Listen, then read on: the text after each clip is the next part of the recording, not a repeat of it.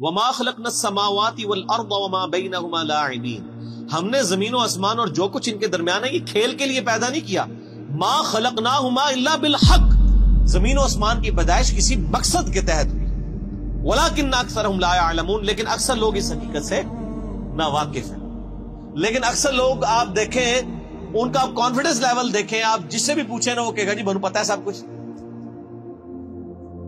اور اللہ ہمارے اکثر لوگ ناواقف ہیں، وہ سیریس لے ہی نہیں رہے خدا کی اس کریشن کو کہ بھئی مر کے اللہ نے مقصد کے لیے پیدا کیا. مقصد کیا ہے؟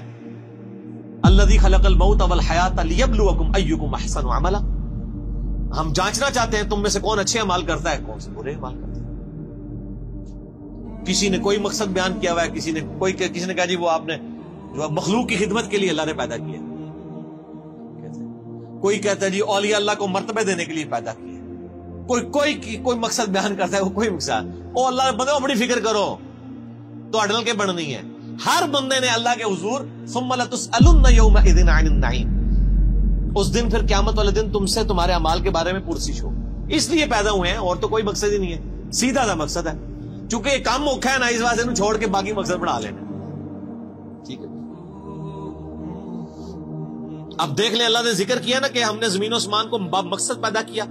یہ حق کے ساتھ، حق کی ٹرانسلیشن ہوتی ہے پرپز فل، با مقصد. قرآن کے بارے میں بھی آیا وَبِالْحَقِّ أَنزَلْنَاهُ وَبِالْحَقِّ نَزَلَ، ہم نے قرآن کو حق کے ساتھ اتارا اور یہ حق کے ساتھ اترا. یعنی مقصد کے لیے اتارا اور یہ اپنا مقصد لے کر آیا. اور مقصد کیا؟ انسانیت کی ہدایت، آخرت کی کامیابی. تو اب یہ ذکر آیا نا کہ ہم نے زمین و آسمان کو کسی مقصد کے لیے پیدا کیا ہے، اور ساتھ ہی ذکر آ گیا ان یوم الفصل میقاتهم اجمعین، یقیناً فیصلے کا دن ان سب کے لیے مقرر وقت ہے. یعنی فیصلہ ہوگا. پھر یہ نہیں ہے کہ جناب یہاں پہ آپ نے یاشی کی زندگی کی ہے تو آخرت بھی آپ کی یاشی کی ہوگی. نہیں، دنیا جو اللہ کی مرضی کی گزارے گا اسی کی آخرت اس کی مرضی کی ہوگی. اور جو دنیا میں اپنی مرضی کی زندگی گزارے گا آخرت پھر اللہ کی مرضی کی. اللہم اجرنا من النار، اللہم اجرنا من النار، اللہم اجرنا من النار. اللہم من احییتہ منا فاحیہ علی الاسلام ومن توفیتہ منا فتوفہ علی الایمان. آمین. یوم لا یغنی مولا عن مولا شیئا، قیامت کا وہ دن ایسا ہوگا جب کوئی دوست کسی دوست کے ذرا کام بھی نہیں آئے گا. ولا هم ينصرون، نہ ہی ان کی مدد کی جائے گی. الا من رحم اللہ، ہاں جس پہ اللہ رحم کرے بس اللہ ہی کے رحم پہ ہوگا، کوئی کسی کے کام نہیں آئے گا. آپ کہتے رہے کہ شیخ عبد القادر جیلانی فرماتے ہیں کہ جی میں اس وقت تک جنت میں نہیں جاؤں گا جب تک اپنے سارے مرید نہ لے جاؤں. تسی پاویں جھوٹ مارتے رہو. نہ شیخ عبد القادر جیلانی کی جرت تھی کہ وہ یہ بات کرتے، جھوٹی منسوب کر دی ہے. اللہ فرما رہا ہے جس پہ اللہ ہی رحم کرے انہ هو العزیز الرحیم، بے شک وہی عزت والا ہے، غالب ہے اور رحم فرمانے والا ہے. غالب اتنا ہے جب چاہے پکڑ سکتا ہے، رحم یہ ہے کہ ڈھیل دیتا ہے. اچھا ان ظالموں سے پوچھیں، یہ ویسے تو بخاری مسلم کی حدیث بیان کر رہے ہوتے ہیں کہ قیامت دن نبی بھی کہہ رہے ہوں گے نفسی نفسی، تو شیخ عبد القادر جیلانی کہہ رہے ہوں گے کہ میرے مرید میرے مرید، وہ نہیں نفسی نفسی کر رہے ہونے. ان کا مرتبہ جو ہے وہ حضرت ابراہیم علیہ السلام، عیسیٰ علیہ السلام، موسیٰ علیہ السلام سے زیادہ ہے. یار مت ماری ہوئی ہے تو اللہ دے بندے اپنی بھی عقل استعمال کرو.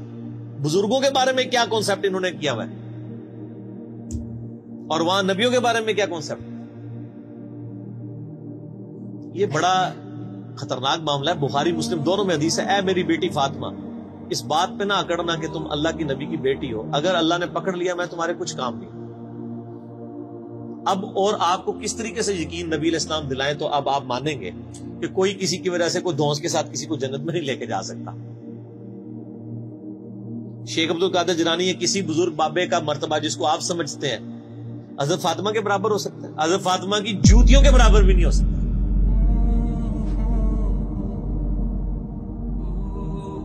تو آپ دیکھ لیں کتنے بڑے بڑے انہوں نے لوگوں نے دعوے کیے اپنے بزرگ بابوں کے بارے میں. جھوٹ ہے، 100% جھوٹ ہے. ان شجرۃ الزقوم، اب بڑی سخت آیات آ رہی ہیں.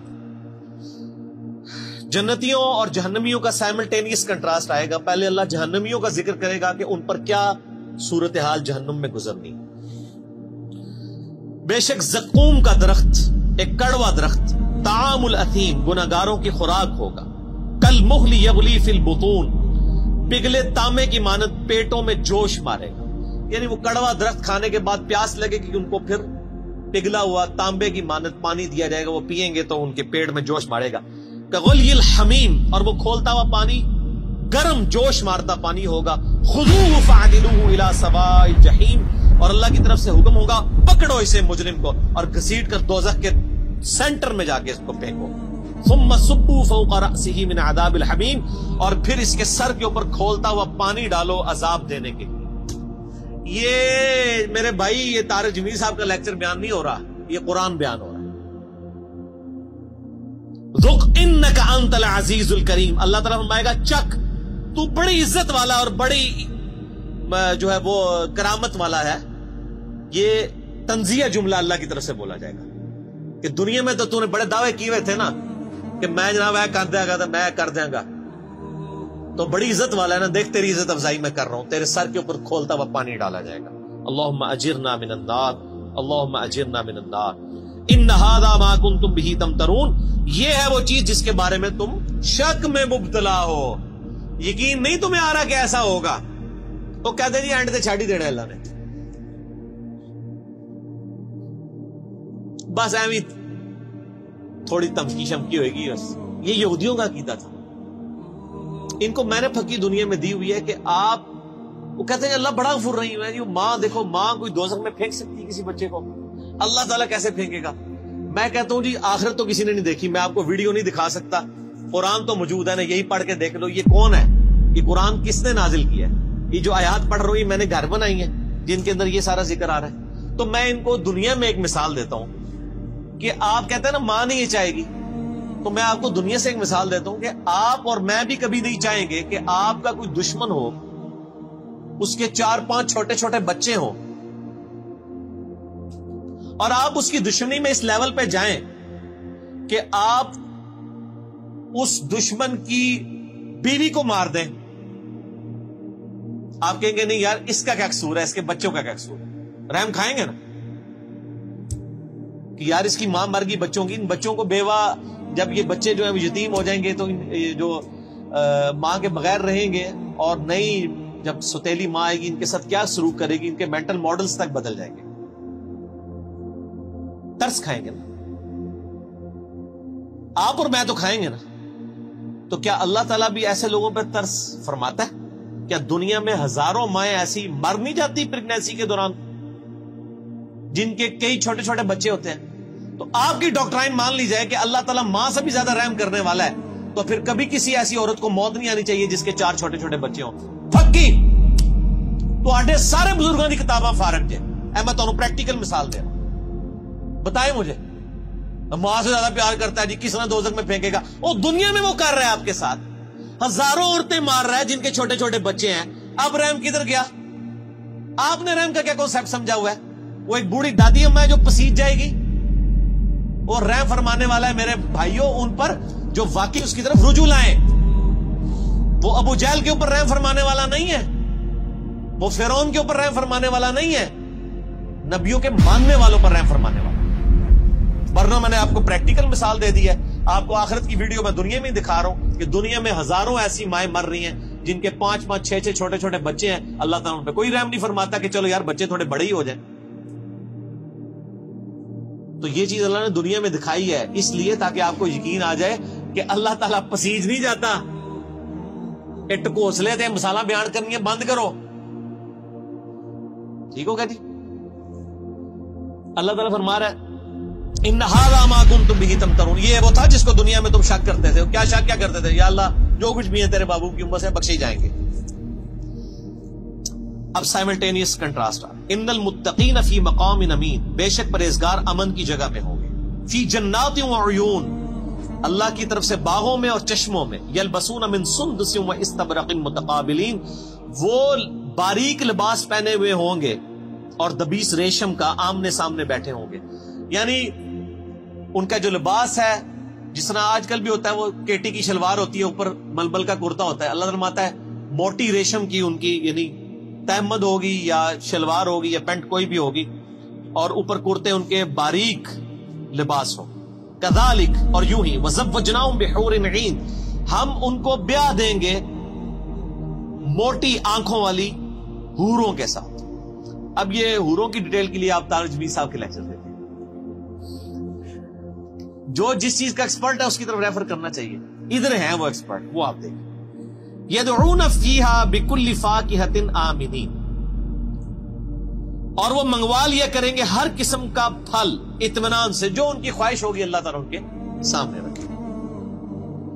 لا یذوقون فیہا الموت الا الموتۃ الاولی, وہ نہیں چکھیں گے وہاں پر موت کا ذائقہ بجز اس موت کے جو وہ دنیا میں چکھ چکے. بس ایک ہی موت.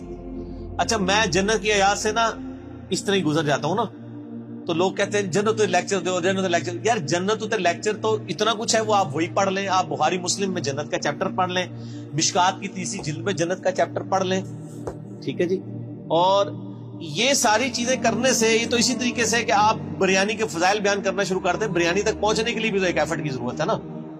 تو وہ سب کو پتا ہے دنیا میں, میرا خیال ہے جنت کے بارے میں تو سب کو ہی پتا ہے, دوزخ کے بارے میں لوگوں نے انڈر ایسٹیمیٹ کی. تو جس چیز کی ضرورت ہے وہی کریں, اور یہی صحابہ کا طریقہ بھی ہے.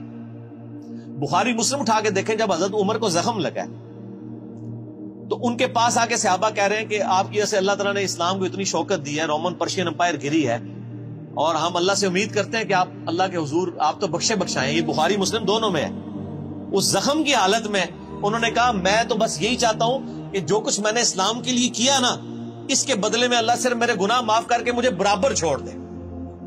جنت تو چھوڑ دو, بس مجھے برابر کر دے کہ میرے گناہ اور نیکیاں برابر ہو گئی ہیں, میں بریک ایون پوائنٹ پہ آ گیا ہوں. جنت کی بات تو حضرت عمر نے بھی نہیں کی ہے مرتے وقت, حالانکہ اس وقت ضرورت تھی کہ وہ جنت کی بات کرتا ہے, میں سیدھے ہی جنت ہی چلے آ جاؤ, اور جنت کی گارنٹی بھی ملی ہوئی تھی.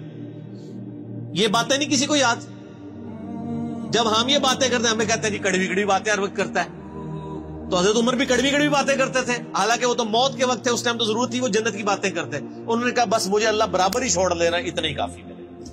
او بھائی عقل نہ ہوئے تھے موجے ہی موجاں, اور عقل ہوئے تھے سوچے ہی سوچا. جسے عقل ہو اس کو سوچ ہوتی ہے. حضرت عمر کو عقل تھی, آپ کو عقل نہیں, آپ کے بزرگوں کو, آپ کے واعظین کو, آپ کے علماء کو عقل نہیں ہے, اس لیے وہ آپ کو مٹھی لوریاں دیتے ہیں. ٹھیک ہے مست رہو, ٹھیک ہے, انہوں نال ہی ہو گے کیا عمل داڑے, ٹھیک ہے. وہ ہمارے ساتھ لوگ بات کر رہے ہوتے ہیں نا, یزید نو برا نہ کرو, ہم کہتے ہیں جی ٹھیک ہے اللہ آپ کا حشر یزید کے ساتھ کرے. نہیں, اگر ایڈے ہی کانفیڈنٹ ہو تو منگے کرو دعا کہ یزید اور اس کے خاندان کے ساتھ ہمارا حشر ہو. ہم کہتے ہیں حسین اور اس کے خاندان مولا علی کے ساتھ ہمارا حشر ہو. ہم تو کانفیڈنٹ ہیں, آپ میں اعتماد نہیں ہے.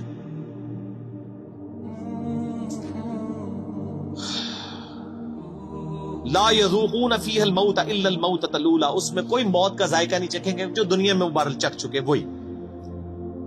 وَوَقَاهُمْ عَذَابَ الْجَحِيمِ, اور انہیں عذاب جہنم سے بچا لیا جائے گا. یہ ہے میرے بھائیوں کامیاب لوگ. بخاری مسلم میں حدیث ہے کہ قیامت والے دن موت کو مینڈے کی شکل میں لا کے میدان حشر میں ذبح کر دیا جائے گا. جنتی پریشان ہوں گے اور دوست کی خوشی کے ساتھ آ رہے ہوں گے کہ شاید کوئی ہمیں موت لکھ دی جائے تو ہم فارغ ہو جائیں. موت کو ذبح کیا جائے گا اور اللہ تعالیٰ کہے گا کہ جنتیوں کے لیے خوشخبری ہے کہ اب کبھی موت نہیں آئے گی, موت ہم نے ختم کر دی. اور جہنمیوں کے لیے یہ بری خبر ہے کہ موت ہمیشہ کے لیے ختم ہو گئی ہے, اب تمہیں اسی عذاب میں ہی رہنا ہے, موت مانگنے سے بھی موت نہیں ہے. جنتیوں کے لیے موت کا ختم ہونا خوشخبری, اور جہنمیوں دوستیوں کے لیے سب سے بری خبر. اللہم اجرنا من النار, اللہم اجرنا من النار, اللہم اجرنا من النار, آمین. فضل من ربک, یہ تمہارے رب کا فضل ہوگا جس کو یعنی دوزخ کی آگ سے بچا لیا گیا. ذالک هو الفوز العظیم, یہ ہے سب سے بڑی کامیابی. دنیا کی کوئی کامیابی بڑی کامیابی نہیں. اور میرے بھائی دنیا میں کھرب پتی آدمی کو بھی وہی 6 فٹ 7 فٹ کی قبر ملنی ہے, وہ بھی پتہ نہیں ملنی بھی ہے کہ نہیں, اور وہی 3 کپڑوں کا کفن ملنا ہے. جو ایک غریب لاوارث لاش کو فٹ پاتھ پہ مرنے والی کو وہی ایک جگہ سے ہی کفن خریدا جاتا ہے. یہ نہیں ہوتا کہ اس کے لیے کوئی اسپیشل لٹھا آتا ہے, وہ بنے بنائے کفن مل رہے ہیں, سب کو برابر ہی ملتے ہیں. فَإِنَّمَا يَسَّرْنَاهُ بِلِسَانِكَ لَعَلَّهُمْ يَتَذَكَّرُونَ, اے نبی الاسلام ہم نے اس قرآن کو آپ کی زبان پر آسان کر دیا ہے تاکہ لوگ نصیحت قبول کریں. یعنی آپ کی اپنی مادری لینگویج عربی میں ہی قرآن نازل ہوا ہے, آسان ہے. بے شک مولوی کہتے ہیں قرآن بڑا مشکل ہے, نہ پڑھی اور ڈائریکٹ گمراہ ہو جاؤ گے, لیکن اے نبی آسان ہی ہے. فَارْتَقِبْ إِنَّهُمْ مُرْتَقِبُونَ, تو اے نبی آپ انتظار کیجئے, جو بات قبول نہیں کر رہے حق ان کے مقابلے پہ اب آپ انتظار کیجئے. فَارْتَقِبْ إِنَّهُمْ مُرْتَقِبُونَ, یقیناً وہ بھی ایک انتظار میں ہے, اور وہ انتظار یہ ہے کہ جب ان پہ موت آئے گی عذاب چکھیں گے پھر لگ پتا جائے گا، یہ اصل میں کہا جا رہا ہے۔ تو یہ میٹھی میٹھی باتیں ہیں، دیکھ لیں۔ تو قرآن نہیں پڑھا ہوا تو میٹھی میٹھی باتیں ہیں، اور قرآن پڑھا ہوا ہے تو بخاری کی حدیث ہے، نبی علیہ السلام ایک چوراہے سے گزرے، کچھ صحابہ ہنس رہے تھے، آپ نے فرمایا جو کچھ میں جانتا ہوں وہ تم جانتے ہوتے تو بہت کم ہنستے، زیادہ رویا ہی کرتے۔ ٹھیک ہو گیا؟ سورہ الدخان ختم ہوئی، اگلی دفعہ انشاءاللہ سورۃ الجاثیہ۔ اللہ تعالیٰ سے دعا ہے جو حق بات میں نے کہی اللہ تعالیٰ ہمارے دلوں میں راسخ فرمائے، اگر جذبات میں میرے منہ سے کوئی غلط بات نکل گئی تو اللہ تعالیٰ ہمارے دلوں سے معاف کر دے اور ہمیں معاف بھی کر دے، ہمیں کتاب و سنت کی تعلیمات پر عمل کر کے دوسرے بھائیوں تک پہنچانے کی توفیق عطا فرمائے۔ سبحانک اللہم و بحمدک، اشہد ان لا الہ الا انت، استغفرک و اتوب الیک، وما علینا الا البلاغ المبین۔ جزاکم اللہ خیرا۔